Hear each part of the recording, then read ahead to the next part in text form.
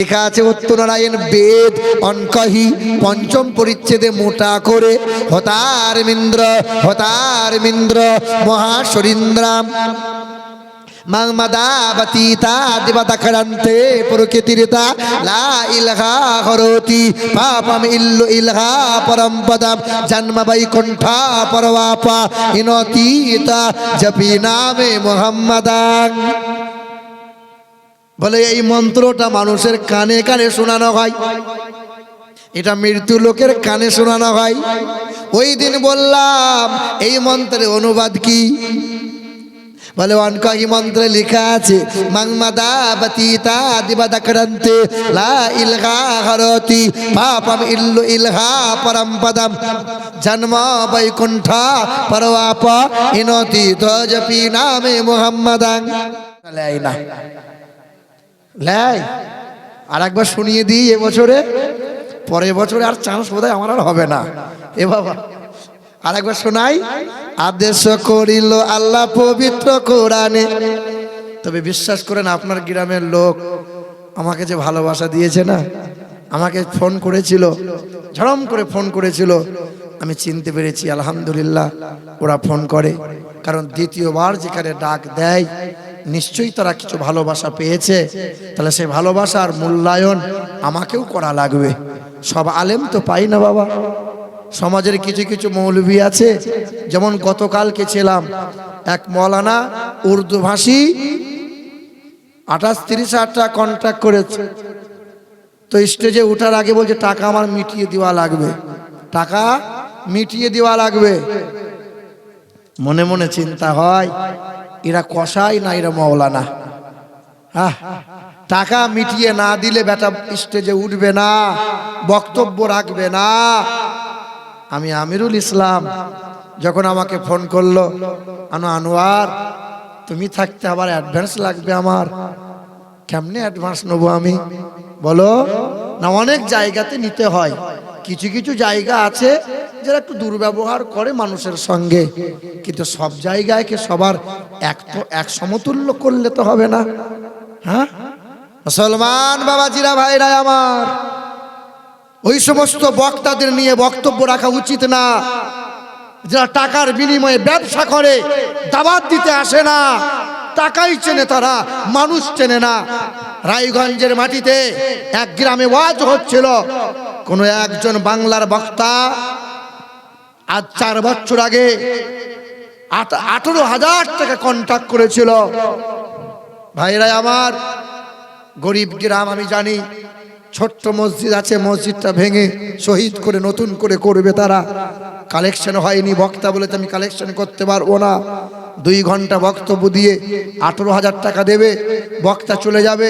কমিটির লোক এসে বলল হুজুর 2,000 টাকা কম হচ্ছে, আমিরুল ইসলামের টাকাটা কদিন পরে দেবো, আমার টাকা বাকি, আমার টাকা ধার। কারণ জানে আমিরুল ইসলাম নরম, অসুবিধা নাই, কিন্তু ও মাল গরম। 2,000 টাকা কম দিয়েছিল, টাকাটা হুজুরের পকেটে গুঁজে দিয়েছে। টাকাটা বার করে কেশিয়ারের মুখে ছুঁড়ে দিয়ে বলল 1 টাকা যদি কম হয় হাসরের ময়দানে দেখে নেব। সেদিন আমি মনে মনে ভাবছিলাম মৌলবীর বাপ তো হাসরের ময়দান কিনে রেখে দিয়েছে, মৌলবী দেখবে। আর এই লোকগুলোর হাসরের ময়দান নাই। আরে এরা যদি মামলা করে দেয় এই বক্তা ঠাড়ো হয়ে দাঁড়াতে পারবে না। হে বাবাজিরা ভাইরা আমার, তোমার যেমন আল্লাহ, প্রতিটা মানুষের তো আল্লাহ আছে, টাকাটাই সব হলো বাবা। বলো মুসলমান আমার, শিক্ষিত বন্ধুরা আমার, সুধী মানুষেরা, এই ইউটিউবাররা কাল আমার ওয়াজটা কাটিং করে ছেড়ে দেবে, কিছু কিছু মৌলবীর আমাকে গাল দেবে, তা দিকে অসুবিধা কি আছে? হ্যাঁ মুসলমান ভাইরা আমার, এই মালদহ জেলায় শুনে রেখে দেন, মালদহ জেলায় আপনার স্টেশন থেকে 2 কিলোমিটার দূরে আরাপুর বলে একটা জায়গা আছে। আরাপুরের কাছাকাছি এক গ্রামে ওয়াজ করতে এসেছি, গরমের মৌসুম ছিল। কমিটির লোক বলছে হুজুর লোকমান শেখের 2 তলার বাড়িতে এসি রুমে বসার ব্যবস্থা করেছি। আমি যখন গেলাম, আমি তো পাতলাপাড়া রোগাপাড়া মানুষ, তাগড়াই হুজুররা সব হাজির, মুরগির রান, কলচে ভুনা, মাছের মাথা ভাজা। তা আমি দেখছি হাঁড়ি খুলে আমার মাল আর নাই। আরে যাবে সব মাল এরকম ছিঁড়ছে বুঝলে না, খাচ্ছে। খাওয়ার পর বলছে রব্বানা লোকমান শেখের 3 ছেলে যেন বাঁশতলায় ফেসে যায় না, ফুরুত করে যেন জান্নাতে চলে যায় আল্লাহ। কারণ মৌলভী সাহেব মানুষ তো, খেতে পেলে একটু দোয়া ভালোই হয়। কি বলছি বলো বাবা? এ বাবাজিরা ভাইরা আমার, বিশ্বাস করো আমার এই 2 চোখে দেখা, আমি ঘটনা, পুরাতন ঘটনা বলছি না বাবা, বাস্তব কথা বলছি। 2 তলার ওপর থেকে আমি একবার উঁকি মেরে দেখলাম, নিচে তলায় রান্নাশালা আছে, মাটির ঘর, ওপরে টিনের চাল দিয়ে ছাউনি করা আছে, মশারি টাঙানো আছে। মশারির ভেতরে ভাবলাম হয়তো গরু ছাগল আছে, কিন্তু না, মানুষ মনে হচ্ছে। ছুটে গিয়ে সালাম দিলাম, জিজ্ঞাসা করলাম, বাপ আপনি কে? বলে আমার নাম লোকমান শেখ, আমার 3 ছেলে বাপ। এমন একটা সময় গিয়েছিল, দিন মাথার ঘাম পায়ে পেলে রক্ত পানি করে পরের বাড়িতে কাজ করে রাত দিন মেহনত করেছিলাম, নিজে না খেয়েছিলাম। ছেলেদেরকে কোনোদিন অনাহারে রাখি নাই, কষ্ট করে ছেলে মানুষ করলাম। 3 ছেলে বড় হলো, রাজমিস্ত্রি কন্ট্রাক্টরে কাজ করে, রোজগার করে 2 তলা বিল্ডিং করলো, 6টা রুম করেছে। 3 ছেলের বিয়ে দিলাম, 2টা করে ভাগ করে নিল। আমাদের বুড়ো বুড়ি, আমার বাপ মা, আমরা তখন আমার 3 ছেলে হাতটা ধরে বলল, বুড়ো বয়সে এই মার্বেলওয়ালা ঘরে শুলে ঠান্ডা লেগে যাবে, কদিন আর বাঁচবে, রান্নাশালায় চালাও। আজকে গ্রামে জলসা হচ্ছে বাবা, প্রতিটা ঘরে কত সুন্দর খাবারের আয়োজন, কত মানুষ খাবার খায়, কত আলেম মৌলানারা খাবার খাচ্ছে, আমার 3 ছেলেকে জান্নাতে পাঠাচ্ছে, আর আমরা বুড়ো বুড়ি বসে বসে চাল ভাজা খাচ্ছি। বলো বলো, জান্নাত পড়ে আছে না? কুকুর বিড়াল গরু ছাগল ছোটবেলায় মায়ের পিছনে পিছনে ঘোরে, স্তনে দুধ পান করে, যেই গরু ছাগল একটু বড় হয়ে যায় বাপ মাকে আর খেতে দেয়, বাপ মাকে চিনতে পারে।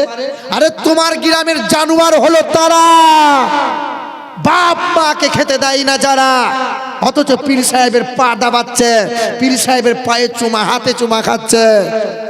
বাপ মায়ের পায়ে চুমা খাও। মুসলমান বাবাজিরা ভাইরা আমার, নওজোয়ান তরুণেরা, 20 বছরের নওজোয়ান যুবক ছেলেটা মায়ের পায়ে চুমা দিয়ে বলেছিল, মা তুমি দোয়া করো। মা যদি দোয়া করে, হক্কানি আল্লাহর ওলি হয়, আলেম হয়, হাফেজে কোরআন হয়। মা বাবার দোয়ার বরকতে তুমি ডাক্তার হয়েছ, তুমি মাস্টার হয়েছ, উন্নতি করতে পেরেছ, চাষ আবাদে তোমার বরকত হলো। মা বাবাকে কষ্ট দিয়েছ যারা, মাই চ্যালেঞ্জ 100% শিওর, পৃথিবীর জমিনে ধ্বংস হবে তারা, পৃথিবীতেই হবে। 20 বছরের ছেলে বলল, মা তুমি দোয়া করো, ওই বেঈমানের সামনে আমি একাই যাব। বড় একটা ছুরি নিল, কোমরে কাপড়ের ভাঁজে লুকিয়ে নিল। হ্যাঁ মুসলমান, আমরা মা বাপকে ভালোবাসি কি বাসি না বলেন? বাসেন না? যাদের বাপ মা মরে গেছে একটু হাত তুলে দেখাবেন, যাদের বাপ মা নাই একটু হাত তুলেন না। আল্লাহ তোমার এই এতিম বাচ্চাগুলো হাত তুলেছে, আল্লাহ যাদের বাপ মা মারা গেছে একটু হাতটা তুলেন, আমি একটু দোয়া করব। 2টো হাত তোলেন। আল্লাহ যাদের বাপ মা নাই তারা হাত তুলেছে, মালিক এতিম তারা, কবরবাসী হয়ে গেছে, নীরবে নির্জনে শুয়ে আছে বাপ মা, জানি না কি হালতে আছে। আল্লাহ বাপ মায়ের কবরগুলো জান্নাতের বাগান বানিয়ে দাও, জান্নাতি হাওয়া জান্নাতি মেওয়া তাদের কবরে আল্লাহ পৌঁছাইয়ে দাও। জোরে বলি আল্লাহুম্মা আমিন। আমিন। ছেলে মেয়েকে জমি জায়গা দিও, বিবিদের গহনা দিও। বাপ মায়ের জন্য একটা নেক সন্তান 1000 টাকা দেওয়ার ওয়াদা করতে পারবেন? একটা মানুষ খোদার ঘর মসজিদের জন্য 10টা মানুষের কাছে আমি চাইবো একটা করে 1000 টাকা আপনি দেবেন। কি নাম? আনারুল মিয়া। 2 নম্বরে কেউ আছেন? আব্বা মায়ের জন্য দেবেন। বাপ মা অনেকেরই বেঁচে আছে, আরে বেঁচে থাকা বাপ মায়ের জন্য দিলে পরে আল্লাহ তাদের সুস্থ রেখে দেয়, বালা মুসিবতকে আল্লাহ দূর করে দেয়। 500 দিলেন। আচ্ছা, ছেলে মাদ্রাসায় পড়ে, খাস করে আল্লাহ তার ছেলেকে ভবিষ্যৎ উজ্জ্বলময় করো, হক্কানি আলেম বানিয়ে দাও। 2 নম্বরে 1000 টাকা চাইছিলাম, একটু আসবেন? আপনি দেবেন, একটু আসেন, আসেন না, যারা দেবেন একটু আসবেন, 10টা মানুষ আসবেন। আল্লাহ আমি ওয়াজ এই মধ্যবর্তী অবস্থায় রেখে রাখলাম, আপনার কত বলেন? 500ই? আচ্ছা, 500 টাকা নগদ দিয়েছেন একজন। আর একজন, কি নাম আপনার বাবা? আপনার নামটা? এই কমিটির ছেলেগুলো কই? সাইফুল, কাইফুর, কাইফুর, তাইফুর সর্দার 1000। আলহামদুলিল্লাহ, দুজন হলো 1000 করে, আর দুজন 500। আপনি 1000। কি নাম? সাদিকুল ইসলাম 1000। আর একটা, তিনজন হয়েছে 1000 করে। তাইফুর, আর এইদিকে আনারুল, আর ওইদিকে সাদিকুল, তাই তো? তিনজন হলো। 4 নম্বরে কেউ পারবেন 1000 টাকা? 4 নম্বরে তোমরা পুষ। এই দেখো, কি নাম? রাহুল, রাহুল মিয়া 1000। মা বাবার জন্য দেবেন, বেশি চাইবো না বাপ, মা বাবার জন্য, মা বাবার জন্য। সাদিকুল ভাই, শেখপাড়া সাদিকুল, আপনি দেবেন। কি নাম আছে? এই কথা বলি না, কি নাম? রফিকুল, রফিকুল ভাই 1000। আলহামদুলিল্লাহ, তার বাপ মাকে আল্লাহ কবুল করে নিও। আলহামদুলিল্লাহ। আর একজন ভাই আমার, কি নাম আছে? সাজ্জু, সাজ্জু শেখ। আলহামদুলিল্লাহ। এই দেখেন 5 জন হয়ে গেল, তাই তো নাকি? সাজ্জু ভাই নগদ দিয়েছেন। আর রফিকুল ভাই, রফিকুল ভাই, তাহলে হলো কয়জন? 5 জন হয়েছে। 6 নম্বরে আরেকজন পারবেন? 6 নম্বর 1000 টাকা মা বাবার জন্য দেবেন আপনি, হবে ইনশাল্লাহ। মা বাবার জন্য, মা বাবার জন্য দেন। এ বাবা দেও না, নে শোনো। এই দেখেন, না নগদ দিলে আলহামদুলিল্লাহ। এই দেখো, আমাদের সাদিকুল নগদ দিয়ে দিস। 6 নম্বরে কোনো বাপ পারবে না মা বাবার জন্য? নেক বাপের নেক সন্তান। দুজন ব্যক্তি 500 করে দিল। এক সন্তানের জন্য দিয়েছে, আর একজন মা বাবার জন্য দিয়েছে। বাপ 1000 করে চাইছিলাম, আর 4টে মানুষ কেউ পারবেন না? আপনি দেবেন। কি নাম? মর্তজা হোসেন, মর্তজা হোসেন 1000 টাকার ওয়াদা। 7 নম্বরে কেউ আছেন? জাহান্নামের 7 দরজা আল্লাহ চাইলে বাপ মায়ের জন্য বন্ধ করে দেবে। 1000 টাকা বাপ মায়ের জন্য 10 জনের কাছে নেবো, তারপরে ওয়াজ শুরু করে দেবো ইনশাল্লাহ।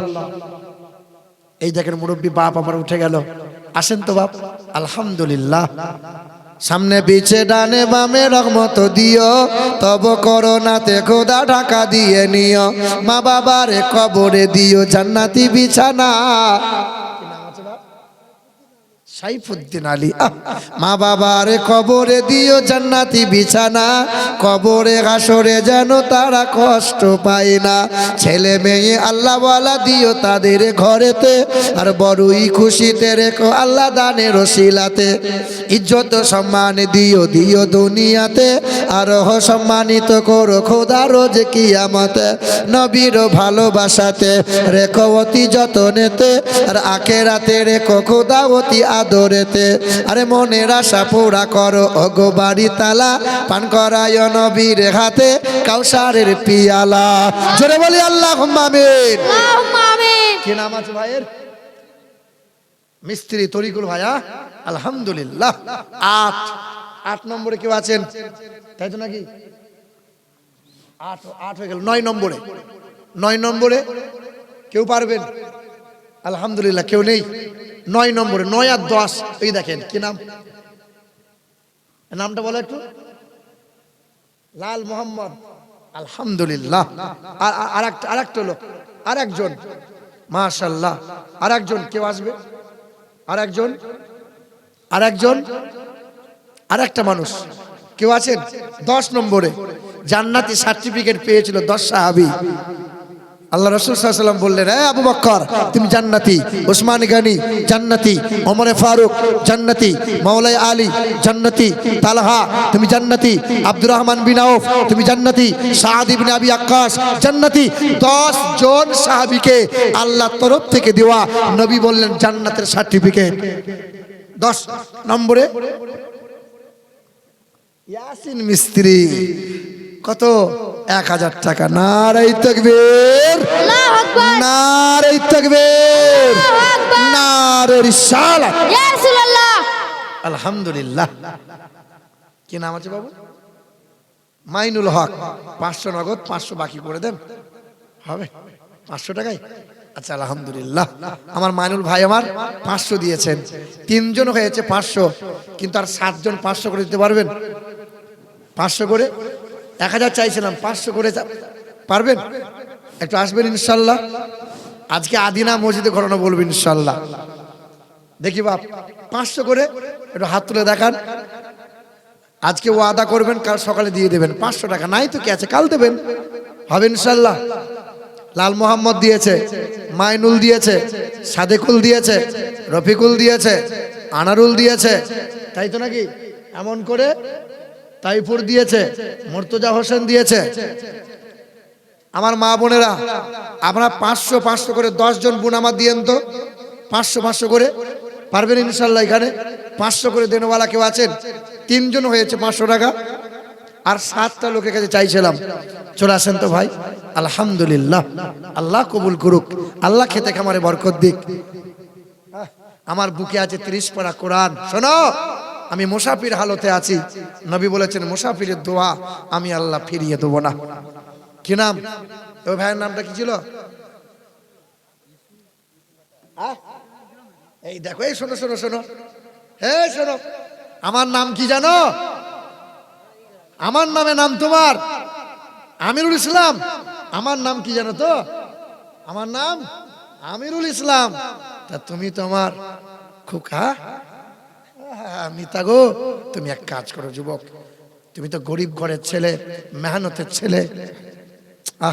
মা দিয়ে মেহনত হয়, মা দিয়ে মমিন হয়, মা দিয়ে মক্কা, মা দিয়ে মদিনা। এ বাবা, তুমি এক কাজ করবে শোনা, আমার নামে নাম তোমার। আল্লাহ যদি চাই হাসরের ময়দানে এর নামের কারণে জান্নাতে যাবো ইনশাআল্লাহ। তুমি আর 500 টাকা লিখে দাও তো, এই আমিরুল ইসলামের 500 টাকা লেখো। নারে তাকবীর, নারে তাকবীর, নারে রিসালাত। ইয়া রাসূলুল্লাহ তাহলে 500 করে হলো 4 জোনা, 1000 করে হলো 11 জোনা। তাহলে আর কজন লাগবে গো? 500 6 জোনা লাগবে। এ বাপ কেউ পারবেন? হবে ইনশাআল্লাহ। দেখি আদায় করবো না বাপ, 5টা মিনিট চাইবো, 5টা মিনিট, তারপরে ইনশাআল্লাহ আবার ওয়াজ শুরু হয়ে যাবে। 5টা মিনিট একটু ধৈর্য সহকারে বসেন বাবা। 500 করে হবে না? 500 করে দেন তো ইনশাআল্লাহ। 500 টাকা চাইছিলাম, একটু আগে আসেন না। কোন মুরব্বী বাপ তার ছেলের জন্য দেবে, ছেলে বাপের জন্য দেবে, নাতিপুতা দাদু দাদির জন্য দেবে, কবরবাসীর জন্য দেবে। আরে বাপ মা বেঁচে আছে, বাপ মার জন্য সাদকা করবে, হবে এরকম কোনো সন্তান? 500 টাকা চাইছিলাম। কোনো বাপ, কোনো ভাই, কোনো বাপ কেউ পারবে না? 500 টাকা দেনেওয়ালা? জি, 6টা মানুষ চাইছিলাম, একটু হাত তুলে দেখান না যে আমি ইনশাল্লাহ আজকে নাই কাল দিয়ে দেবো। 6 জন মানুষ 500 চাইছিলাম, হবে ইনশাল্লাহ? 500 কে হবে? 500 টাকা 500 চাইছিলাম গো। আরে টাকা হাতের ময়লা, আসতে যতক্ষণ যেতে ততক্ষণ। এই দেখেন কি নাম শোনা? সাহিল হোসেন। এই দেখো 500 টাকা আলহামদুলিল্লাহ। আর 5 জন, খোদার ঘরে আজান হয় 5 বার, নামাজ হয় 5 বার। 5টা মানুষ কেউ পারবে? আপনারা ওয়াজ শুনবেন না? ওয়াজ শুনবেন না? এ বাবা 4টে মিনিট চাইছিলাম, আর 5 জন কেউ পারবেন না?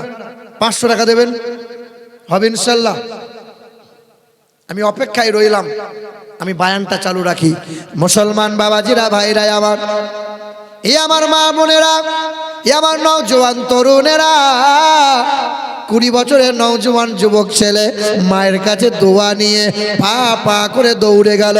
বেঈমান রাজপালের দরজার সামনে হাজির হলো। বলে, রাজপাল, আমার নবীর চরিত্র নিয়ে তুমি বই কেন লিখলে বলো? আমার নবীর চরিত্র নিয়ে কেন কটূক্তি করলে বলো? ওই সময় রাজপাল মালহোত্রা বলল, তোমার নবীর জন্য লিখেছি, তুমি কি করবে বলো? কোনো মুসলমান তো কেউ প্রতিবাদ করে না, তুমি 20 বছরের ছেলে, তোমার আবার এমন জ্বলন কেন ধরলো বাবা? বেশ করেছি লিখেছি। আল্লাহর বান্দা ইলমুদ্দিন ছুরিটা বার করলো, রাজপালের বুকের মধ্যে গেঁথে দিল। রাজপাল মারা গেল, নওজোয়ান যুবকটাকে গ্রেফতার করে নিল, জেলে বন্দি করে দিল। আল্লাহর বান্দা ইলমুদ্দিনের বিরুদ্ধে ফাঁসির অর্ডার হয়ে গেল।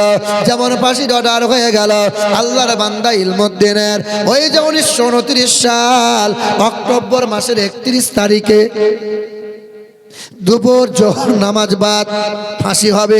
ফাঁসির অর্ডার যেমন দিয়েছিল, ফাঁসি হবে, তো ফাঁসির মঞ্চে দাঁড়িয়েছে। ফাঁসির মঞ্চে যেমন দাঁড়াইলো, জিজ্ঞাসা করলো, নওজোয়ান, শেষ তামান্না তোমার কি বলো? বলে আমার শেষ ইচ্ছা হলো আমার বুকে আছে 30 পারা কোরআন, আমি একবার কোরআনটাকে চুমা দিতে চাই। কারণ কোরআন পড়লে স্বভাব, কোরআন ছুঁইলে স্বভাব, কোরআন দেখলে স্বভাব, কোরআনে হাত বোলালে স্বভাব, কোরআন পড়লে যেমন স্বভাব, কোরআন শুনলে তেমন স্বভাব, কোরআনে চুমা দিলে তেমন স্বভাব। আল্লাহর বান্দা কোরআনে চুমা দিল, ফাঁসির মঞ্চে দাঁড়িয়ে গেল, কালো কাপড়টা পরিয়ে দিল, গলায় দড়িতে ফাঁস দিল, জাল্লাদের হাতে সময় হয়ে গেল, দড়িতে টান দিয়ে দিল। আল্লাহর বান্দা ইলমুদ্দিনের চেহারাটা ঝুলে গেল, লাশ হয়ে বাড়ি চলে গেল। লাশ যখন বাড়ি নিয়ে যাওয়া হয়, গোসল দেওয়া হয়, ওই নওজোয়ান যুবকটার গোসল দেওয়া হয়, সুগন্ধ লাগানো হয়, কর্পূর লাগানো হয়, কাফন পরানো হয়। লাখ লাখ মুসলমানেরা জানাজায় হাজির হয়ে গেল, সবার চোখ দিয়ে বেয়ে বেয়ে চোখের পানি পড়তে লাগলো। হায় আমাদের মুসলমানদের ইমান বাঁচিয়ে দিয়ে গেল, আমাদের মুসলমানদের ইমান বাঁচিয়ে দিয়ে কবরবাসী হয়ে গেল। সবাই কবর দেয়, কবরের পাশে গিয়ে সবাই চোখের পানি ফেলে দোয়া করে, আল্লাহ এই নওজোয়ানটা ইসলামের জন্য জীবন দিল, আল্লাহ কবরটা জান্নাতের বাগান বানিয়ে দাও, আল্লাহ কবরে জান্নাতি হাওয়া, জান্নাতি মেওয়া তুমি দান করে দাও। ছেলেটার কবর হয়ে গেল, 1 মাস কেটে গেল, 2 মাস কেটে গেল, 3 মাস পার হয়ে গেল। আল্লাহ আল্লাহর কসম করি, বিল্লাহি আল্লাহর কসম করি, 3 বার বলি বাপ, আল্লাহর কসম, ইতিহাস সাক্ষ্য দেয়, প্রশাসন হাজির হলো, 5 জনকে কবরে নামিয়ে দিল।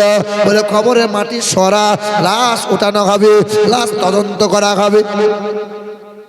এ নওজোয়ান যুবক, তোমাদেরই মতো যুবক ছেলে, 20 বছরের ছেলেটা কবরবাসী হয়ে আছে। 5 জন কবরে মাটি সরাতে লাগলো, লাশ ওঠানো হবে। লাশ যখন ওঠানো হয়, আল্লাহর বান্দা ইলমুদ্দিনের কাপনে কাপনে ময়লা হয় নাই, চেহারার চামড়াগুলো ফেটে যায় নাই, লোম চুলগুলো পড়ে যায় নাই। আল্লাহর বান্দা ইলমুদ্দিনের লাশ ওঠানো হলো, সবাই কবরের মাটি পকেটে নিয়ে ভরে। জিজ্ঞাসা করা হলো, সবাই একে একে কবরের মাটি কেন নাও? ইতিহাস সাক্ষ্য দেয়, এই নওজোয়ান এমনই ছিল নবীর প্রেমিক, এমনই আল্লাহর বড় পেয়ারা বান্দা ছিল।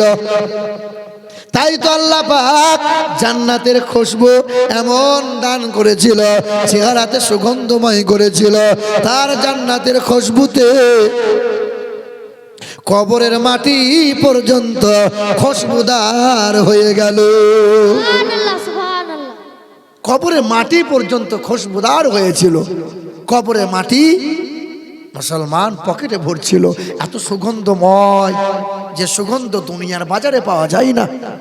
এ যুবক, তুমি মুসলিম, তুমি মহাবীর, আতঙ্ক তুমি বাতিলের, বাঘের মতো গর্জে ওঠো, কোমর ভেঙে দাও জালিমের। তুমি মুসলিম, তুমি মহাবীর, আতঙ্ক তুমি বাতিলের, বাঘের মতো গর্জে ওঠো, কোমর ভেঙে দাও জালিমের। নতুন করে এঁকেছে ওরা নীল নকশা ষড়যন্ত্রের, দিবানিশি বিভোর ওরা বিজয় থামাতে দিনের। ওরা জানে না আমাদের ইতিহাস, আমরা সৈনিক রসুলের। তুমি মুসলিম, তুমি মহাবীর, আতঙ্ক তুমি বাতিলের। আল্লাহ হুম্মা সাল্লি আলা সাইয়্যিদিনা মাওলানা মুহাম্মাদ ওয়া আলা সাইয়্যিদিনা লানা মুহাম্মাদ। এ মুসলমান বাবাজিরা ভাইরা আমার, কষ্ট নিয়েন না। ওই যে আদিনা বলে একটা মসজিদ আছে, ওই আদিনার মসজিদটা কুরআনের ওসিলায় মসজিদ হয়েছে। মালদা জেলায়, আপনার জেলায় এক বাদশা শাহ সেকেন্দার, শুনেছেন আপনারা? শাহ সেকেন্দার বানিয়েছিল মদিনার নকল করে আদিনা। ওই বাদশার পেটে অসুখ হয়েছিল, পেটের যন্ত্রণা ভালো হয় না। ডক্টরি কবিরাজি কম করে না। বাদশা শাহ সেকেন্দারের পেটের অসুখ কেমনে ভালো হবে? একজন ফকির বান্দা দেখা করতে এলো। বাদশা কেমনে আস? বলে আমাদের বাদশা ভালো নয়, পেটের যন্ত্রণায় অস্থির হয়ে যায়। আল্লাহর ফকির বান্দা বলল, আমি এক ঔষধের ঠিকানা পেয়েছি, বাদশা যদি সেবন করতে পারে জনমের মতো রোগ ভালো হয়ে যাবে। তাড়াতাড়ি চলেন বাদশার কাছে। ওই তখন ফকির বান্দাকে নিয়ে যাওয়া হলো, বাদশার দরবারে হাজির করানো হলো। বাদশা বলে, বলো ফকির, কি এমন ঔষধ পেয়েছো বলো? বলে, আমি রাতের বেলায় স্বপ্ন দেখেছি, কোন একজন নুরানি চেহারা নিয়ে আমাকে এসে বলতেছিল, আমাকে এসে শোনাইতেছিল, যা বলে আই সেকেন্দারকে। তাই আমি দৌড়ে এলাম, স্বপ্ন যোগে দেখলাম কোন একজন সন্তানকে, অবিবাহিত নওজোয়ান যুবককে যদি জবাই করে কলিজা বার করে ওই কলিজা সেদ্ধ করে এ বাদশা শাহ সেকেন্দার যদি পানিটা পান করতে পারেন জনমের মতো রোগ ভালো হয়ে যাবে। কিন্তু শর্ত হলো ওই ছেলেটা হতে হবে হাফেজে কোরআন। সুবহানাল্লাহ, সুবহানাল্লাহ। ওই ছেলেটা হতে হবে হাফেজ। ইতিহাস বলছি। আল্লাহর ফকির বান্দা সেকেন্দারকে যেমন শোনাইলো, বাদশার সেকেন্দারের মাথায় হাত পড়ে গেল। কোন মা দেবে তার ছেলেকে? কোন মা কোন সন্তানকে দেবে যে ছেলেকে জবাই করে কলিজা বার করব? তবুও বাদশা শাহ সেকেন্দার চেষ্টা করতে কম করে নাই। যাও, চলে যাও, মালদা জেলা ঘেঁটে নাও, দিনাজপুর যাও, কোচবিহার জলপাইগুড়ি যাও, মুর্শিদাবাদ বর্ধমানের দিকে যাও। প্রজারা চতুর্দিকে খোঁজাখুঁজি লাগলো, কোনো মা সন্তান দেয় না। কয়েক মাস কেটে গেল, ওপার বাংলা গেল। বাংলাদেশের পাবনা বলে একটা জেলা আছে। এই কথা বলিস না বাবা। পাবনা বলে একটা জেলা আছে। ওই পাবনা জেলায় এক এতিম বাচ্চা, 19 বছর বয়স, নওজোয়ান ছেলে। ছেলেটা হাফেজে কোরআন, বাবা নাই, চাচার কাছে লালিত পালিত হয়।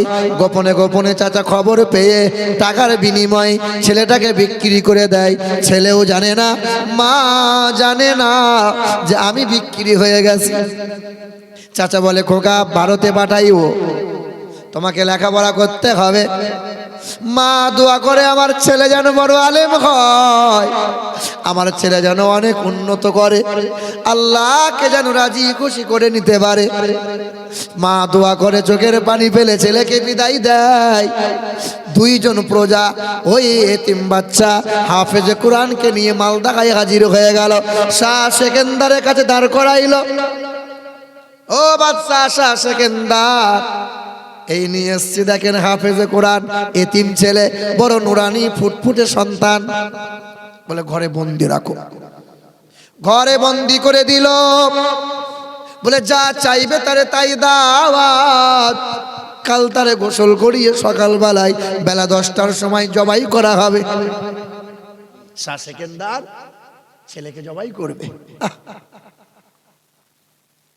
কিন্তু ছেলে জানে না আমার জবাই।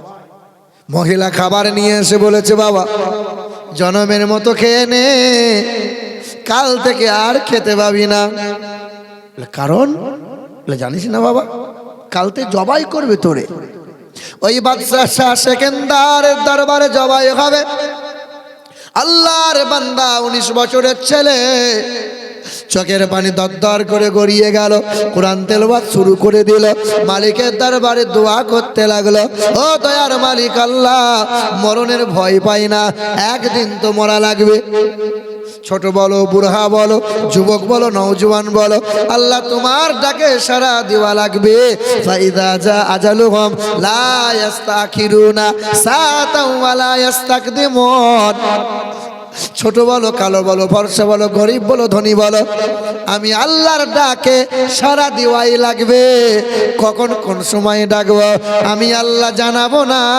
হঠাৎ করে মালাকুল মাউত ফেরেশতা হাজির হবে, ওই সময় বাহানায় কোনো কাজ করবে। এই তো কয়েকদিন আগে কলকাতা খিদিরপুরে বাসের ড্রাইভার বসে আছে বাবা, গোটা বাস প্যাসেঞ্জার ভরে গেছে, টাইম হয়ে গেছে। কন্ট্রাক্টর বারবার বাড়ি দেয়, বাস ছাড়ে না। ছুটে গিয়ে যখন গায়ে হাত দেয়, ড্রাইভার তখন ঘুমিয়ে গেছে। এ ঘুম সেই ঘুম নয়, এটা হলো জনমের ঘুম, মানে ইন্তেকাল হয়ে গেছে। এই বীরভূম রামপুরহাটের সন্নিকটে এক জায়গায় রেশন দিচ্ছিল। রেশন লম্বা লাইন আছে, কেউ আটা নেবে, কেউ চাল নেবে। আহারে লম্বা লাইন, রেশনওয়ালা দোকানদার রেশন দিচ্ছিল। হঠাৎ করে রেশনওয়ালা ঘুমিয়ে গেল। 3 দিন আগে বাংলাদেশের এক বক্তা ওয়াজ করছিল, ওয়াজ করতে করতে ঝিমিয়ে গেল। আহারে আল্লাহর বান্দা আলেম, হাজার মানুষের জনতার সামনে ইন্তেকাল। আমি যে কথা বলছি এখন ইন্তেকাল হবে না বলতে পারবো বাবা? কার কখন মরণ হবে? যুবকরা বলে বুড়োরা তো আগে মরবে। কারা আগে মরবে গো? হ্যাঁ, যুবকরা। কার কখন মরণ হবে কেউ বলতে পারবো আমরা? মায়ের কোলে মা বসে আছে, বাচ্চা নাই, দাদু বসে আছে, পুতা নাই। আজকে মরলে কালকে 2 দিন, পরের দিন কেউ কাঁদবে না। যাদের জন্য করলা কামাই, মরলে তারা চিনবে না।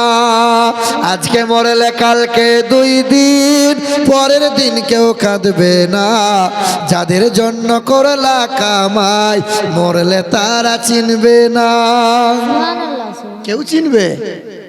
আপনি হয়তো ভাবছেন যে আমি যখন মারা যাব আমার ছেলে রাত দিন কাঁদবে, খাবে না। আপনি হয়তো ভাবছেন আপনার বউ 6 মাস চোখের পানি ফেলবে, ঘুমাবে না।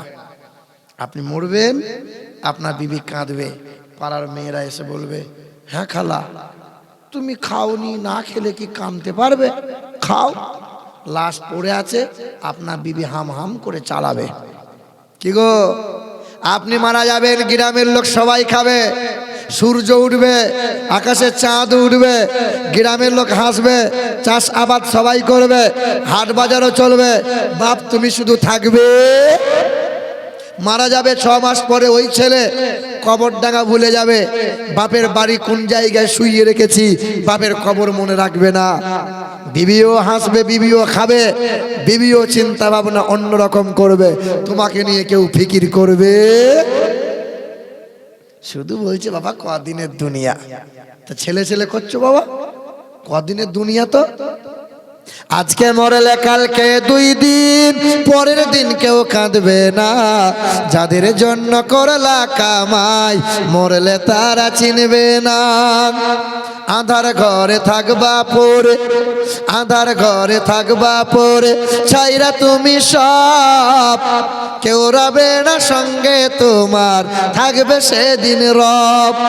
মিছে মায়ার এই দুনিয়া, মিছে মায়ার এই দুনিয়া, ক্ষণিকের এই ঠিকানা। ধনী গরিব নাই ভেদাভেদ, মাটির হবে বিছানা। আল্লাহর বান্দা কাঁদে, চোখের পানি ফেলে, আল্লাহ আমার ইন্তেকাল হয়ে যাবে, আমাকে কাল জবাই করবে, তাতে আফসোস নাই, কিন্তু আমার বুকে আছে 30 পারা কোরআন। ও দয়ার মালিক আল্লাহ, আমাকে যদি কতল করে দেয়, কোরআনকে অসম্মান করা হবে। জামানার মানুষ বলবে যে মুসলমানের বাদশা হয়ে মুসলমান কোরআনে হাফিজকে কতল করলো। দয়ার মালিক আল্লাহ, তোমার কালাম তেলাওয়াত করেছি আল্লাহ, আমার এই চোখের পানির বিনিময়ে কোরআন পাকের ওসিলায় নবী পাকের সাদকায় বাদশার পেটের অসুখকে ভালো করে দাও। সকাল হয়ে গেল, বাদশা বলে আলহামদুলিল্লাহ, অর্ধেকটা রোগ আমার ভালো হয়ে গেছে। শাহ সেকেন্দার বলছে এক কাজ কর, আর একটা দিন থাম। ভাইরা আমার, আবার সন্ধ্যা এলো, শাহ সেকেন্দার বারান্দায় চলাফেরা করে, আবার হাফেজে কোরআন তেলাওয়াত করে, চোখের পানি ফেলে দোয়া করে, আল্লাহ আজ আছি কাল থাকবো না, পৃথিবী থেকে যাওয়াই লাগবে। আল্লাহ মরণের ভয় পায় না, বারবার মরণের স্মরণ করি, কিন্তু যদি কতল করে দেয় কোরআনকে অসম্মান করা হবে। ও দয়ার মালিক আল্লাহ, কোরআনকে হিফাজত করনেওয়ালা হলে তুমি আল্লাহ, আল্লাহ তুমি ক্ষমা করে দাও, বাদশার পেটের অসুখ ভালো করে দাও। বাদশা শুনছে, ছেলেটা চোখের পানি ফেলে আমার জন্য দোয়া করছে। বাদশা হাঁটে আর বলে আল্লাহুম্মা আমিন, আল্লাহুম্মা আমিন। সকাল হয়ে গেল, ওই বাদশা শাহ সেকেন্দার বলল, আল্লাহর কসম, কোরআন পাকের ওসিলায় নবী পাকের সাদকায় আমার পেটের অসুখ সম্পূর্ণ ভালো হয়ে যায়। বাদশার কন্যা বলে, বাবা আল্লাহর শুকরিয়া আদায় করে জানাও। বলে কি করব? 260টা পিলার দিল, 80 খানে গম্বুজ বানাইলো, বিরাট আকার নিয়ে জাতীয় সড়কের পাশে ফাঁকা জায়গায় আদিনার মসজিদ হলো। মদিনার নকল করে কন্যার কথা শুনে আল্লাহর শুকরিয়া আদায় করলো, কোরআন পাকের ওসিলায় রোগ ভালো হয়েছে বলে। আবার করলো কি, ওই এতিম বাচ্চা হাফেজে কোরআনকে নিয়ে কন্যার সঙ্গে বিবাহ দিল, আদিনার মসজিদ বানিয়েছিল শাহ সেকেন্দার। বাচ্চা যখন চলে গেল, বাচ্চার আসনটা জামাই পেল। মা বলেছিল, আল্লাহ ছেলেকে পাঠাইছি তোমার রাহে, তুমি হেফাজত করবে, ছেলের ভবিষ্যৎ যেন উজ্জ্বলময় হয়ে যায়, মায়ের দোয়া কি বৃথা যায়? এ নাও জওয়ান তরুণেরা, এ আমার যুবক ভাইরা, আল্লাহর কালামকে ভালোবাসি কি বাসি না বাবা? এই কোরআনের সঙ্গে বেয়াদবি করে কেউ পার পায় নাই। আমি প্রায় জায়গাতে গজল বলেছি যে কোরআনের সঙ্গে যারা বেয়াদবি করেছে, একদিন ঘুরে এসে তারাই কালেমা পড়ে মুসলমান হয়ে। হিন্দুদের একটা মন্ত্র আছে জানেন, কোন হিন্দু মানুষ যখন মারা যায়, পুরানোর আগে তার কানে কানে বামুন এক মন্ত্র শোনায়। ওই মন্ত্র শোনানোর পর তাকে যখন শ্মশানে শুয়ানো হয় আর মুখে যখন আগুন দেওয়া হয়, শিরা যখন টান ধরে যায়, শ্মশানের চিতাতে বসে ও লাশ তখন এরকম ঠাড়ো হয়ে যায়। শিরায় টান ধরলে লাশ ঠাড়ো হবে, আর এই 4 জন 2 বোতল মেরে দিয়ে বাঁশে করে বাড়ি মারবে, এই ঠাড়ো হবি না, শো। কি গো, লাশ পুরানো দেখেছেন না আপনারা? যখন পুরাই এই শিরা টান ধরে যায়, লাশ তখন ঠাড়ো হয়ে যায়, এরা তখন বাঁশে করে বাড়ি মিলে শোয়ায়। কলকাতা ঠাকুরপুকুর বলে একটা জায়গা আছে, আমার গাড়িটা একদিন ধরেছিল ঠাকুরপুকুরে। কেন? আমার ড্রাইভার সিগন্যাল মানে নাই বলে। গঙ্গাসাগরে মহফিল ছিল, তো 5 জন পুলিশ আমার গাড়ি ধরেছে যে তুমি ওভার স্পিড চালিয়েছো, সিগন্যাল মানো নাই, তোমাকে ফাইন দেওয়া লাগবে 5000। আমি ঘাম ঝরানো পয়সা পুলিশকে দেবো? গাড়ি থেকে আমি নামলাম, তো এক পুলিশ অফিসার বলছে, আপনাকে খুব চেনা চেনা লাগছে।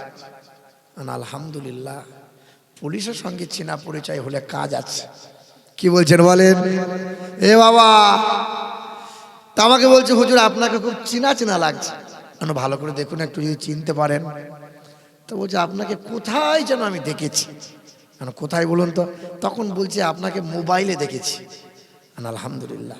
মানে হ্যাঁ, মোবাইলে একটু থাকি বেশি আমি, কারণ এরা তো ছাড়ে না, সব মোবাইলে ঢুকিয়ে রেখে দিয়েছে।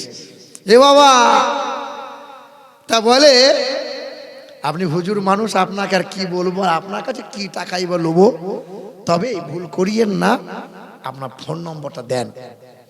আমার ফোন নম্বর নিল, আর আমিও ফোন নম্বরটা নিলাম, কারণ পুলিশের সঙ্গে যোগাযোগ রাখা ভালো। রাস্তাঘাটে ঝামেলা হলে স্যার একটু দেখেন, কারণ আমি তো মেম্বার নই, এই নেতা, আমি মেম্বার। তবে আপনাদের বলে দিয়ে যাই, নেতা হন মেম্বার হন বাপ, পৃথিবীর জমিনে দুই অপরাধ করবেন না। এক, কোনো মানুষের হক মেরে খাবেন না। দুই, ক্ষমতার বল আছে, দলের বল আছে, পার্টির বল আছে, এই বল দেখিয়ে কোনো মানুষকে শাসাবেন না, কারো জমি জায়গা দখল করে নিয়েন না। এই গুনাহ আল্লাহ মাফ করবে না, পৃথিবীর কোনো পীর আপনাকে মাফ করাতে পারে না। পার্টির বল, দাদার বল, দিদির বল, টাকার বল, কোমরের বল, ফেরেশতা বলছে গোসল করে কবর ডাঙায় ছবি চল, পিটিয়ে মাল বিকল করে দেবো, দল দেখাচ্ছিস। হ্যাঁ গো, কবরে যাওয়ার পরে যদি বলে এই ফেরেশতা আমি কংগ্রেস করি, এই আমি টিএমসি, ফেরেশতা ভয় পেয়ে যাবে। বলো কি বলছো? আপনার গ্রামের ইমাম সাহেব বলে বা আমিরুল ইসলাম বলো, কবরে যাওয়ার পরে যদি বলা হয় ফেরেশতা আমি মুফতি সাহেব, আমার 4টে ডিগ্রি আছে, ফেরেশতা বলে ঠিক আছে, ভয়ে পালাচ্ছে। পালাবে? বলে ডিগ্রি রাখ, হাসিলা করে ছিলবো, তুই একবার আয়। মুসলমান, কি কথা বলছিলাম? পুলিশ অফিসার ফোন নম্বর নিল, আমিও নিলাম। ভাইরা আমার, পরের দিন সকালবেলায় 10টার সময় ফোন দিল, 40 মিনিট কথা হতে হতে হয়ে গেল। বারবার শুধু একটা কথাই বলে, আপনাদের নিয়ম নীতি বড় ভালো। কোনটা?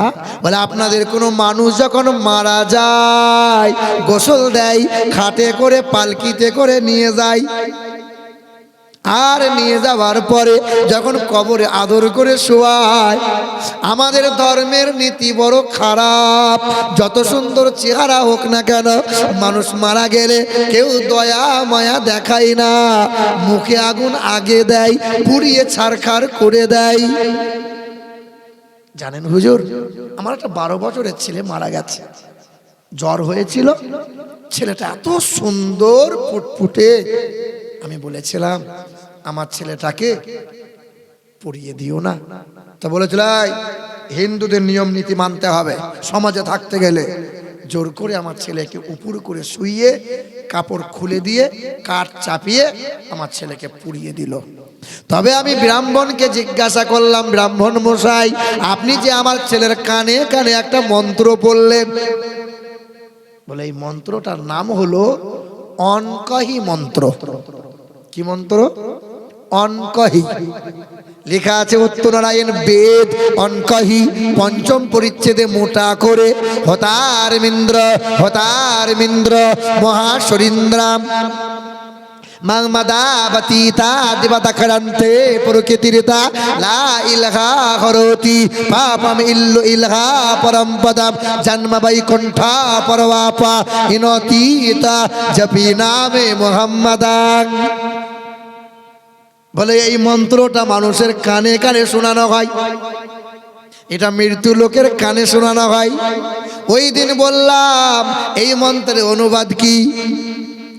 বলে অনকহি মন্ত্রে লেখা আছে মাংমাদাবতীতা দিবাদাক্রান্তে লা ইলহা হরতি পাপম ইল্লু ইলহা পরমপদম জন্ম বৈকুণ্ঠা পরবাপা ইনতি তজপি নামে মুহাম্মাদান।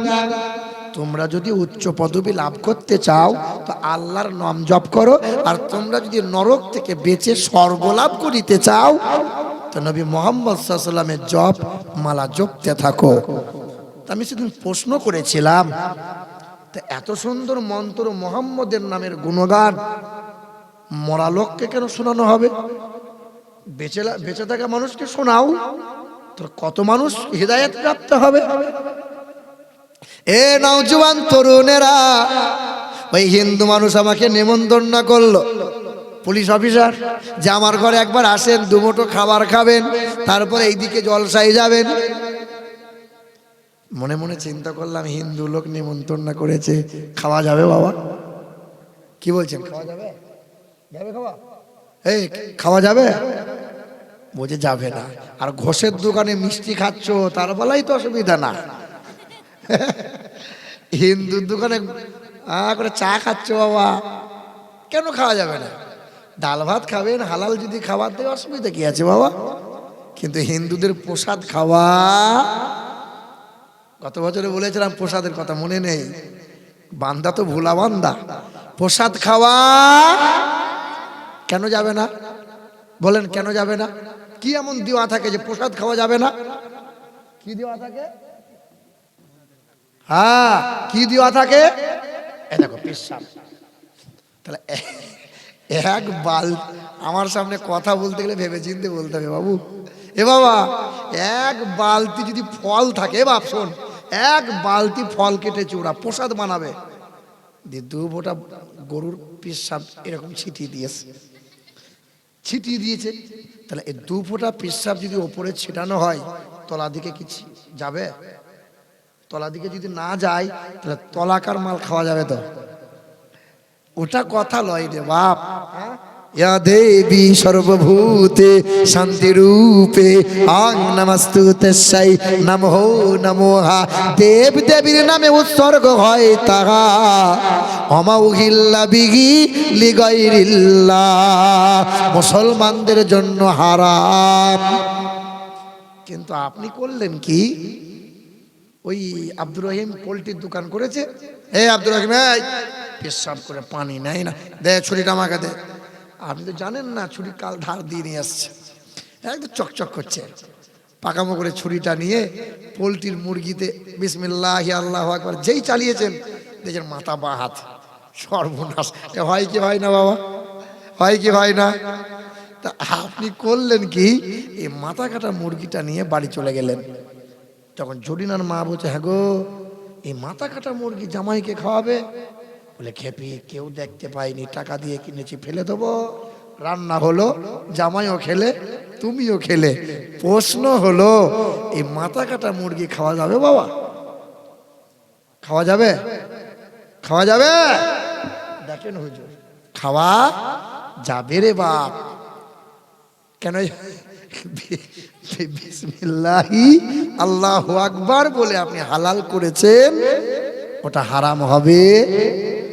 কিন্তু কুত্তাকে ধরে নিয়ে এসছেন, একটা জাপানি কুত্তা, পশ্চিম দিকে মুখ করে শুইয়েছেন, দিয়ে 12 বার বলেছেন বিসমিল্লাহি আল্লাহু আকবার, বিসমিল্লাহি আল্লাহু আকবার। হালাল হবে বাপ? ও মালটাই তো হারাম। কথা বুঝলেন না? মুসলমান ভাইরা আমার, একটু শেখেন বাপ, একটু শেখেন। মাসলা মাসাইলের কথা সূক্ষ্ম করে বলে দিয়ে গেলাম। এ নওজোয়ান তরুণেরা, আপনারা বড় ভালোবাসা দিয়েছেন, তাই 3য় বছরে ছুটে এসেছে। নওজোয়ান যুবকেরা, হিন্দু ঘরের মানুষটা আমাকে নিমন্ত্রণ না করে ডাক দিল, তার বাড়িতে গেলাম, ডাল ভাত খাবার খেলাম, ব্যাগে করে কোরআন নিয়ে গিয়েছিলাম, বাংলা ভাষার অনুবাদ করা কোরআন ছিল। ওই কোরআন বললাম, আপনি হিন্দু মানুষ, তবে আপনি আবেগে ইসলাম রিসার্চ করিয়েন না, একটু কোরআনটা পড়েন। ওই মানুষটা গোসল করে কোরআন পড়ে, 92 দিন কোরআন পড়েছিল। ওই মানুষটা আমাকে বলেছিল, হুজুর, আমি কোরআন পড়ে জানতে পারলাম এক আল্লাহর মতো আল্লাহ নাই, নবীর মতো এমন নবী আর কেউ পাবে না, কোরআনের মতো এমন কোরআন আর হবে না, জমজমের মতো পানি পৃথিবীর মানুষ দ্বিতীয় পাবে না। তাই আমাকে দেরি করাইয়েন না, কদিন বাঁচবো আর, আমাকে কালেমা পড়িয়ে মুসলমান বানিয়ে দেন। কালেমা পড়ে নিল, মাথায় টুপি নিল, এখন তাহাজ্জুদের নামাজ পড়ে। আমি জিজ্ঞাসা করি, ভাই কেমনে আছেন?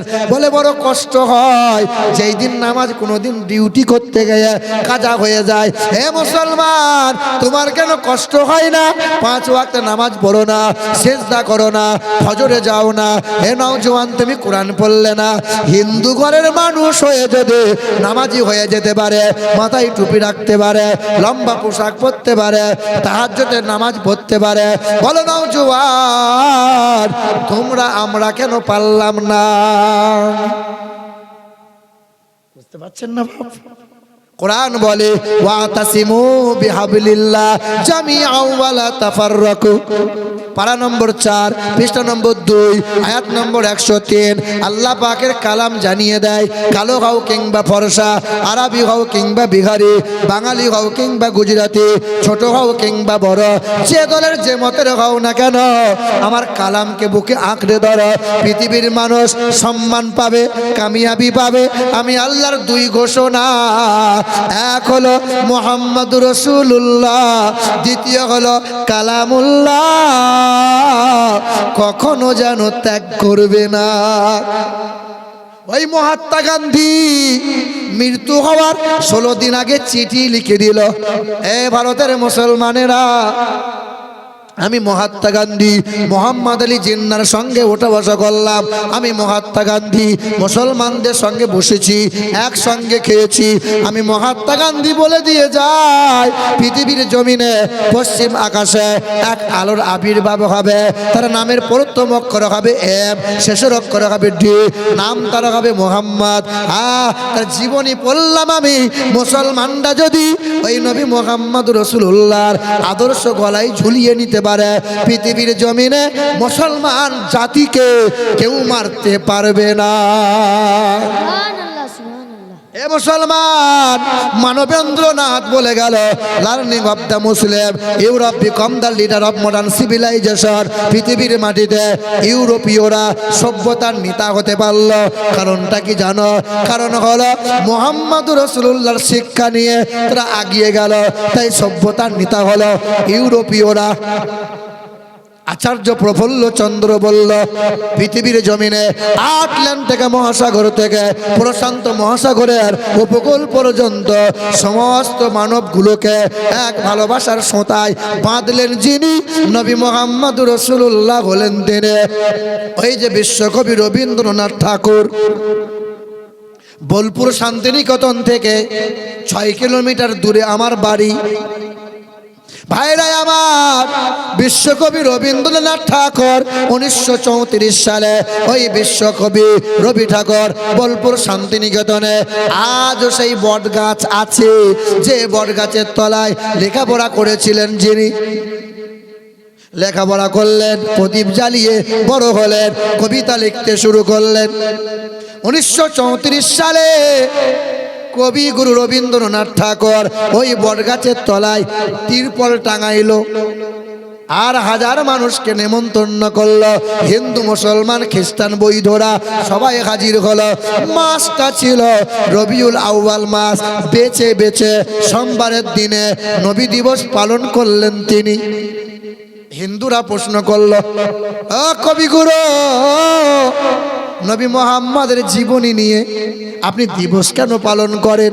1.5 ঘন্টা লেকচার দিয়েছিলেন, 1.5 ঘন্টা বক্তব্যে বলেছিলেন, পৃথিবীর জমিনে বালক ব্রহ্মচারীর জীবনী পড়েছি আমি, মহাবীরের জীবনী পড়েছি আমি, গৌতম বুদ্ধর জীবনী পড়েছি আমি, তবে নবী মুহাম্মদ রাসূলুল্লাহর জীবনী পড়লাম, জানতে পারলাম নবীজির চরিত্রে বিন্দু মাত্র কোনো দাগ নাই। সুবহানাল্লাহ, সুবহানাল্লাহ।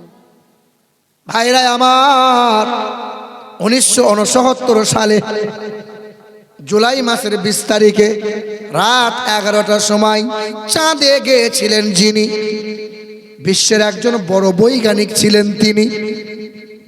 আমার নবী যখন শিশুকালে দোলনায় শুয়ে আদর পেয়েছিলেন, এই কথাটা, হাদিসটা শোনেন।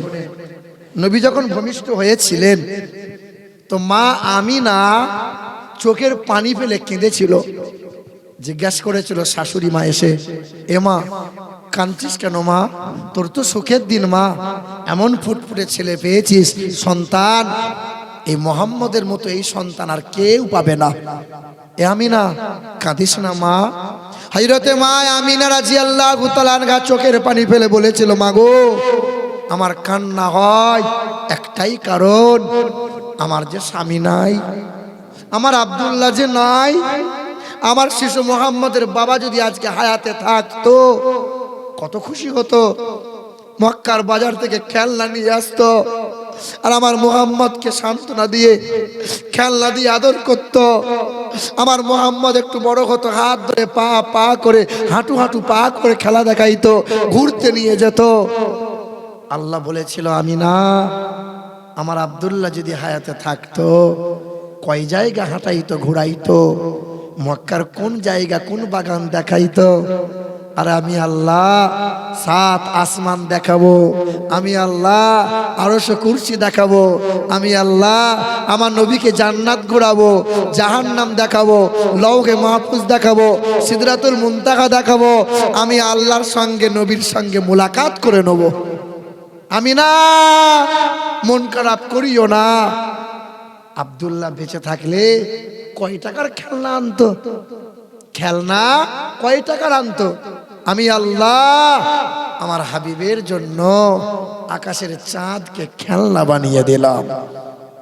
জোরে বলবেন না, জোরে বলেন না, নারে তাকবীর, আল্লাহু আকবার, নারে তাকবীর, আল্লাহু আকবার, নারে রিসালাত। ইয়া রাসূলুল্লাহ। নবীর জন্য আমার আল্লাহ কি বানাইলেন? আকাশের চাঁদকে খেলনা বানাইলেন। নবীজির চাচা হযরত আব্বাস রাদিয়াল্লাহু তাআলা আনহু বলেন যে ইয়া রাসূলুল্লাহ, আপনি সোমবারে 12 তারিখে যখন ভূমিষ্ঠ হলেন, 14 তারিখে রাতটা পূর্ণিমা রাত ছিল, আমি আপনাকে ওই রাত্রিতে দেখতে গিয়েছিলাম। আপনি দোলনায় শুয়ে আদর পাচ্ছিলেন, আর আপনি এই শাহাদত আঙ্গুলে ইশারা করছিলেন, আকাশের চাঁদ ওইদিকে ঢলে ঢলে যাচ্ছিল। তো নবী বলেছিলেন, চাচা আমার তো আব্বা নাই, আমাকে সান্ত্বনা দেওয়ার মতো কেউ নাই, আমার হাত ধরে আদর করার মতো কেউ নাই। চাচা আমি যখন কষ্ট পেতাম, বাবার জন্য মন খারাপ হতো, আকাশের চাঁদ নিচেই নেমে আসতো, আমাকে ছন্দ শোনাইতো, আর আমি নবী আকাশের চাঁদকে নিয়ে খেলা করতাম। নবী যখন দিন প্রচার শুরু করলেন, তো বেঈমান আবু জেহেল কি বলেছিল? মুহাম্মদ সাল্লাল্লাহু আলাইহি ওয়াসাল্লাম, বলো তো হাতের মুঠোয় কি আছে? তো নবী বলেছিলেন, তুমি জিজ্ঞাসা করো, তোমার হাতের মুঠো থেকে আমার পরিচয় দেবে। হাতের মুঠোকে জিজ্ঞেস করলো, বল সামনে কে দাঁড়ায়? তখন হাতের মুঠোর কাঁকর বালি পাথর বলেছিল, আশহাদু আন্নাকা মুহাম্মাদুর রাসূলুল্লাহ। তো বলেছিল, মুহাম্মদ এ তোমার জাদুবিদ্যা, তুমি যদি ওই আকাশের চাঁদকে দুভালা করতে পারো, আমি কালেমা পড়ে এখন ইমানদার হব।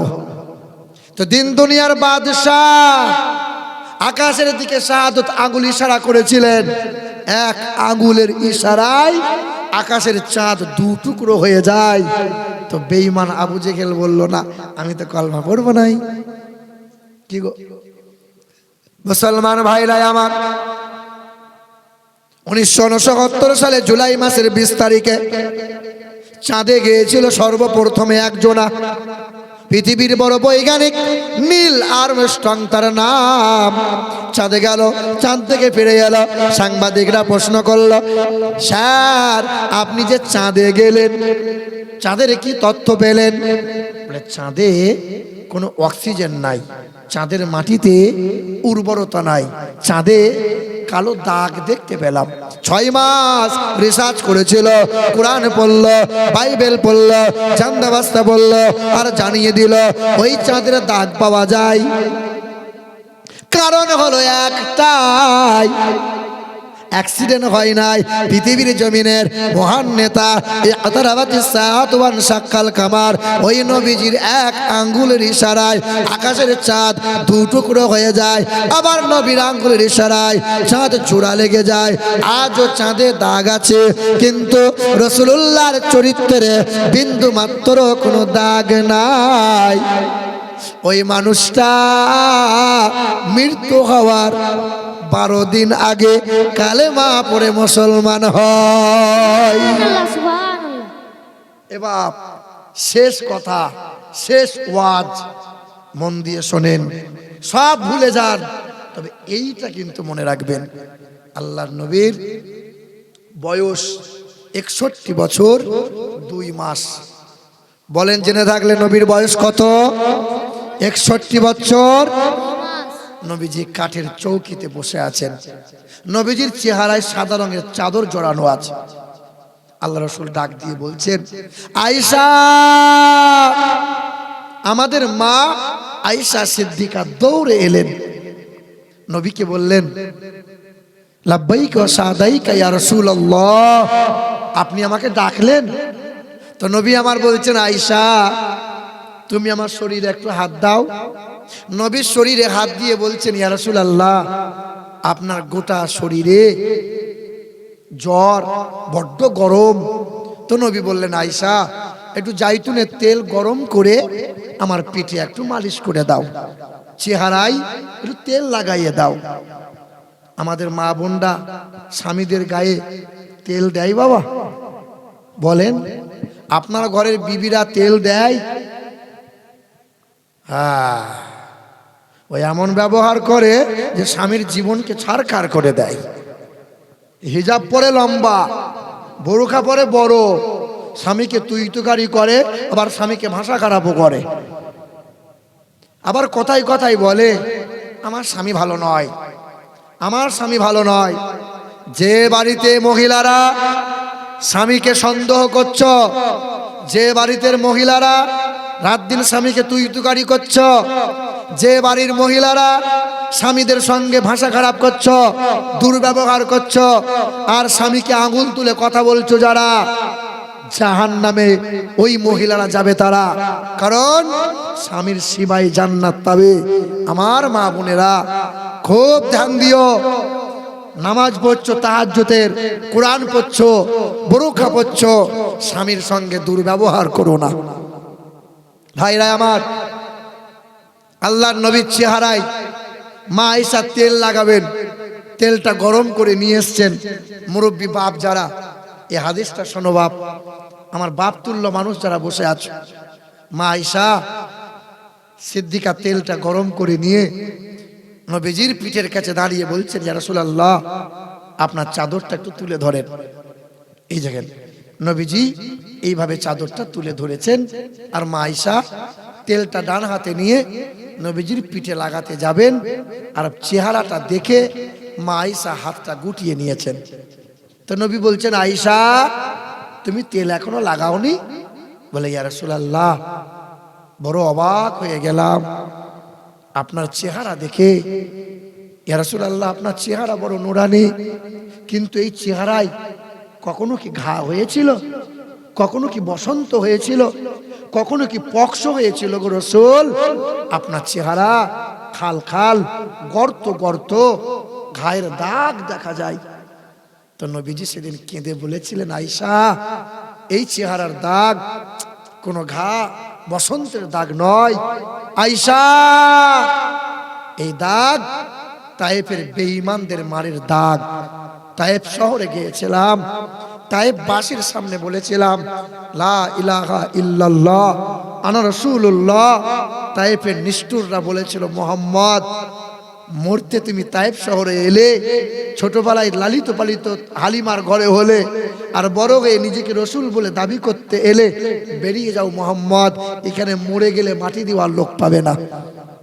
জানো আয়েশা, সেদিন যুবকগুলো এই মোটা মোটা পাথর নিয়ে এমন করে আঘাত করেছিল যে পোশাক ছিঁড়ে, চামড়া ফেটে, মাংসের মধ্যে পাথর গেঁথে গিয়েছিল।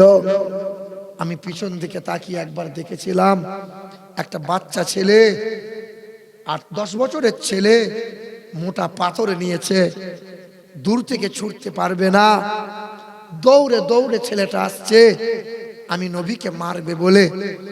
আমি নবী তার পাথরের আঘাতটা নেব, তাই আমি নবী থমকে গেলাম।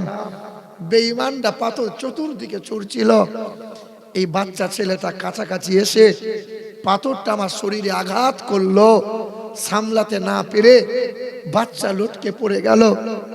সবাই পাথর ছুঁড়ে ছুটে গিয়ে চাদরে করে আড়াল করেছিলাম, আর বললাম, তায়েফের যুবকরা, তোরা এইভাবে পাথর মারিস নে, মারছিস আমাকে মার, তোদের ঘরের নাবালক বাচ্চা মারা যাবে। জানো আয়েশা, কিন্তু কারো মনে দয়া হয়নি, কারো মনে মায়া হয় নাই, মেরে মেরে আমাকে বেহুশ করে ফেলে দিয়েছিল ওরা। মুসলমান বাবাজিরা, ভাইরা আমার, আমার নওজোয়ান তরুণেরা, তুমি কোথায় ছিলে বাবা? ওয়াজ শেষের দিকে বাপ, 2.5 ঘন্টা প্রায় হতে চললো। ও তো জানে না যে আগে আগে হুজুরকে উঠিয়ে দেবে। আর ভাইরা আমার, আল্লাহর রাসূল আমার বলছেন, আয়েশা এই চেহারার দাগ কাল হাসরের ময়দানে আমি মহান মালিকের সামনে পেশ করব। আল্লাহ বলবেন, হাবিব এই চেহারার দাগগুলো আপনি দেখাচ্ছেন আমাকে, আপনি কি মামলা করতে চাইছেন? বলেন, আপনি কি নালিশ করতে চাইছেন? সেদিন আমার রাসূল, আপনার নবী, আমার নবী কাঁদবেন আর বলবেন, আল্লাহ কোনোদিন কারো বিরুদ্ধে বদদোয়া করি নাই, কারো বিরুদ্ধে মামলা করি নাই। আল্লাহ আজও মামলা করতে চাইছি না, তবে আমার উম্মতগুলো বড় দুর্বল, এই উম্মতগুলোকে আল্লাহ জাহান্নামে ফেলে দিও না। আল্লাহ সেদিন বলবেন, হাবিব এই উম্মতের জন্য সারা জীবন কাঁদলেন, আজও উম্মতের জন্য হাসরের ময়দানে কাঁদছেন। আপনার এই উম্মতগুলোকে আমি আল্লাহ বাঁচিয়ে নেব, তবে আপনার উম্মতের আমল নামা আপনি একবার দেখেন, তারপরে আপনি কাঁদবেন। আমার আপনার চরিত্র আমল নামা নবীজির সামনে পেশ করা হবে। কোরআন শরীফে এসেছে 5 পারা 3 নম্বর পৃষ্ঠার শেষের আয়াত, ফাকাইফা ইযা জিনা মিন কুল্লি উম্মাতিন বিশাহিদ ওয়া জিনা বিকা আলা হাউলা শাহিদা। হাবিব আপনি একবার দেখেন, সেদিন আমার আপনার চরিত্র আমল নামা দেখার পর নবী বলবেন, হায় উম্মত, হাসরের ময়দানে আজ আমার উঁচু মাথা তোমরা নিচু করে দিলে। এই উম্মত, আজ আমার উঁচু মাথা তোমরা নিচু করে দিলে। কি নিয়ে এলে তোমরা? সুদ, লটারি, জুয়া, হারাম, সিজদা নাই, নামাজ নাই, তেলাওয়াত নাই, নবীর প্রতি দরুদ নাই, আমার প্রতি ভক্তি ভালোবাসা নাই। কি নিয়ে আসলে তুমি বলো? আমি তো কম মার খাই নাই, তোমার জন্য তো আমি চোখের পানি কম ফেলি নাই, তোমার একটু কি আমার প্রতি মায়া হলো না? উম্মত মুসলমান, ওই নবীর চোখের পানিটা মুছানোর জন্য হায় নবী সারা জীবন। আর একটা হাদিস আপনারা শোনেন, একদিন নবী আসরের নামাজ পড়তে মসজিদে গেছেন, আর মা আয়েশা সিদ্দিকা দরজার কাছে দাঁড়িয়ে আছেন। নবী আসবেন নামাজ পড়ে, নবীকে ধরে কিছু বলবো, কিন্তু নবী আসছেন না। মাগরিব হয়ে গেল, মা আয়েশা দৌড়ে বাড়িতে নামাজটা পড়ে আবার দরজার কাছে দাঁড়িয়ে আছে, নবী কখন রাস্তা দিয়ে যাবে। মাগরিব বাদ নবী আমার পা পা করে এলেন, তখন মা আয়েশা দেখতে পেয়ে নবীকে বললেন, আসসালামু আলাইকা ইয়া রাসূলুল্লাহ, আসসালামু আলাইকা ইয়া হাবিবাল্লাহ। নবীজির কদমটা থমকে গেল, সালামের জবাবটা দিল, চেহারাটা ঘুরিয়ে দেখে বিবি আয়েশা ডাক দিল। আয়েশা কি মনে করে? বলে, ইয়া রাসূলুল্লাহ, ইন্তজার করে দাঁড়িয়ে আছি, একবার কাছে আসেন, দুটো কথা বলবো। নবী বলছেন, আয়েশা আজকে নয়, তোমার ঘরে যেদিন পালি হবে তোমার উরুতে মাথা রেখে শোবো, সব কথা শুনবো। না ইয়া রাসূলুল্লাহ, দুটো কথা বলবো, বেয়াদবি করব না, আপনার সেবা করব না, প্রেম নিবেদন করব না। আসেন না ইয়া রাসূলুল্লাহ। তো নবী আমার কদম সামনে পা বাড়িয়ে গেলেন, বলছেন, আয়েশা কি চাইছো বলো। বলে, ইয়া রাসূলুল্লাহ, কথা দুটো বড় গোপন কথা।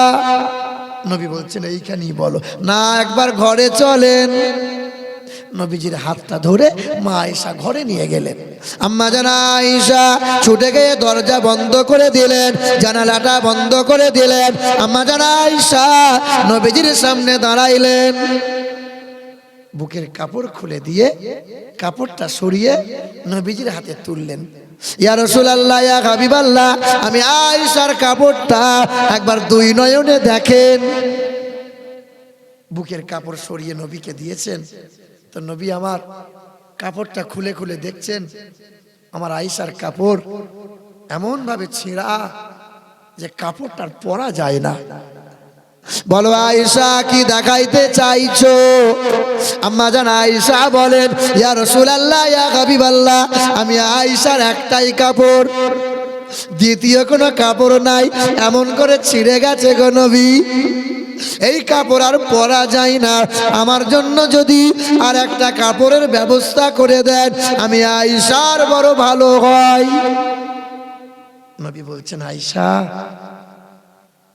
এই সময় তুমি কাপড় চাইছো?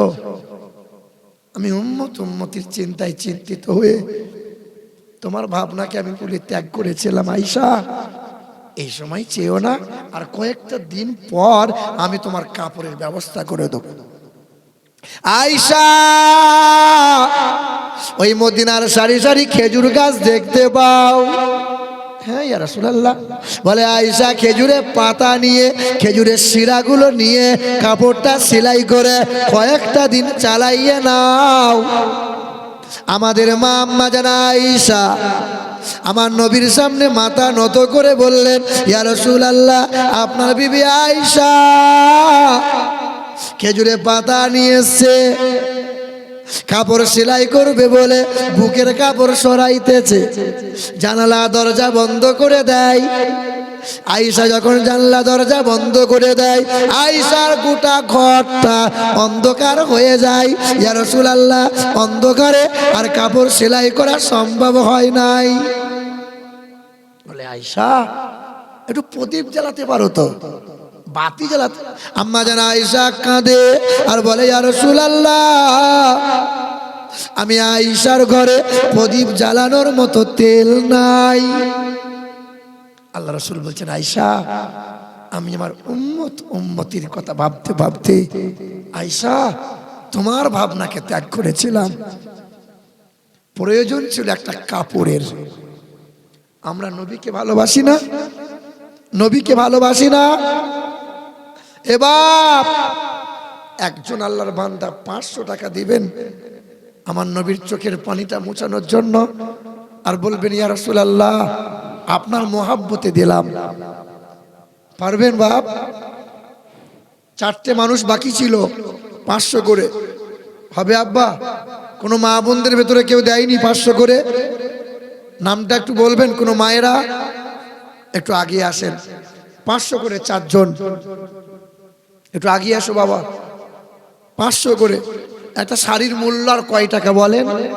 বিবির জন্য আলমারি ভর্তি শাড়ি। আলহামদুলিল্লাহ, আল্লাহ কবুল করুক, আল্লাহ খেতে খামারে বরকত দিক। হায় হায় হায়, কোনটা? দেখি ওটাই। এই দেখো, বাপ দিয়েছে 500 টাকা আলাদা করে, আর ছেলের জন্য 1000 টাকা আলাদা করে। আল্লাহ ছেলের ভবিষ্যৎকে আল্লাহ উজ্জ্বলময় করে দাও, হাফেজে কোরআন বানিয়ে দাও, আল্লাহ বড় আলিম বানিয়ে দাও। জোরে বলি আমিন। আমিন। মাসিদুর আলম 500 টাকা। তোমার 500 টাকা নিয়ে যায়, আর 500 টাকা তোমাকে লাগবে ইনশাআল্লাহ। আলহামদুলিল্লাহ। তো কারণ তোমাদেরই তো সব। এ বাবা হলো কয়জনা? 3 জন হয়ে গেল। আর একটা মানুষ, আর একজন 500 কেউ দেবেন, আর একজন। আপনি একবার শোনেন না, আপনি একটু ঘোরেন তো বাবা।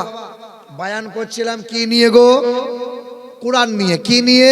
কোরআন। কোরআনের পারা 20টা না 30টা? 30টা। বাবা 100 করে টাকা দেবেন 30 জন। একটু দেখেন তো, দেখেন না, ঘোরেন। মা বোনদের কাছে যান না একজনা। আমার মায়েরা 100-200 করে কোরআনের 30টা পারা, 100 করে টাকা আছে কাউরির কাছে? হবে 100 টাকা? দেন না। 100 টাকা চাইছিলাম। কেউ পারবেন? কোরআনের পারা 100, ওই থেকে নিয়ে আসেন। যান, একটু ঘোরেন না। আমার ভাইদের কাছে 100 টাকা চাইছিলাম, 100 টাকা। আলহামদুলিল্লাহ। দেখেন বাপ, একটু পকেটে হাত দেন, 100 করে দেন। 100 করে দেন বাপ, 100 করে দেন। আলহামদুলিল্লাহ, মাশাআল্লাহ, আল্লাহ কবুল করে নাও। আল্লাহ যারা দান করছে আল্লাহ এই দানের বরকত আল্লাহ ফসলে দিও। আল্লাহ দানকারীর বাপ মাকে আল্লাহ কবুল করে নাও। আমার মা বোনদের ভেতরে 100 200 যেমন করে পারবেন ভাই, কেউ চলে যাবেন না, দোয়া নিয়ে যাবেন ইনশাল্লাহ, দোয়া নিয়ে যাবো ইনশাল্লাহ। যে যেমন পারবেন 100 করে দেন, 100 নাই 50 10 20 সকলে একটু হাত বাড়িয়ে দেন। এই হাদিসটা সম্পূর্ণ করব, তবে আগে নবীজির মহব্বতে একটু দাঁড়াইয়ে সালাম জানাইয়া নবী